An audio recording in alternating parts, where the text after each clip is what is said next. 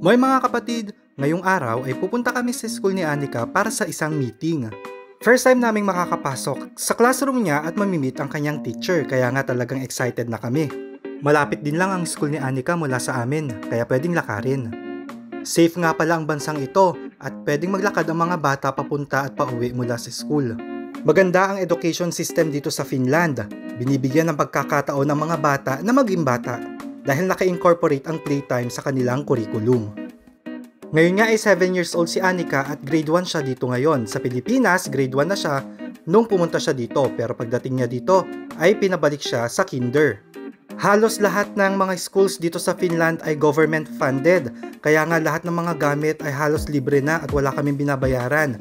Kahit tuition ay libre, kahit nga pagkain, libre na din. Ito nga pala yung room nila, simple at malinis. Kompleto na lahat, halos. Pag nasa loob ka nga ay napakaganda ng ambience. Aakalain mong parang nasa bahay ka lang at hindi mo iisipin na nasa school ka. Ang mga libro nila, ballpen, lapis, pang drawing, pang arts, lahat na ay pinoprovide kaya wala na kaming iniisip pa. Dito nga sa classroom ni Anika ay 15 silang magkaka-classmates. Iba't ibang lahi din ang nandito. At ang mode of teaching nila ay Finnish at English.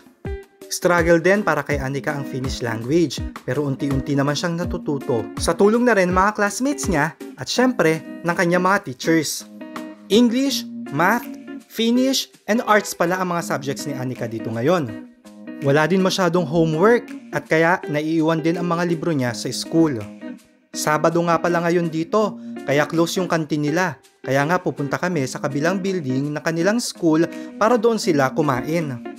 5 minutes walk din mula sa school nila Anika, papunta doon sa kantin sa kabilang building. At ito na nga, nandito na sila nakapila papasok ng kantin. Libre ang pagkain nila, sana pati kami, pero wala kaming baon eh. Nga pala, nag-ikot-ikot na lang kami habang kumakain sila. At dito na-discover namin na meron palang mini zoo sa loob ng school nila. Ito nga yung na video namin, hindi ko nga alam kung anong insekto yan. Basta, maraming mga hayop ang nandyan. Sino ba naman mag-aakala na sa isang elementary school dito ay meron palang mini zoo? Integrated pala ang school nila Anika. Meron dito mula grade 1 hanggang high school, kaya ang daming estudyante. Sa tingin ko nasa halos 800 hanggang 1,000 ang population ng kanilang school. Maganda rin yung heating system sa loob ng school, kaya hindi kami nag-aalala pag winter na dahil mainit na talaga sa loob. Ito nga ay bago kami umuwi ay hinayaan na naman silang maglaro. Talagang binigyan ng time ang mga bata na makapaglaro habang kinakausap namin ang kanilang teacher. Dito nga sa Finland ay kailangan matuto ng mga bata na umuwi mag-isa. Kaya nga halos ilang araw din naming tinuruan si Anika na umuwi mula sa kanyang school. Sa una, mahirap, pero hanggang sa nasanay na rin siya. Bata pa lang talaga ang mga tao dito ay tinitrain na silang maging independent. Kaya nga talaga ng mga paglaki nila ay napaka-independent na nila. O paano, hanggang dito na lang, siguradong gutom na si Anika at kakain na yan ng kanin. Hey hey!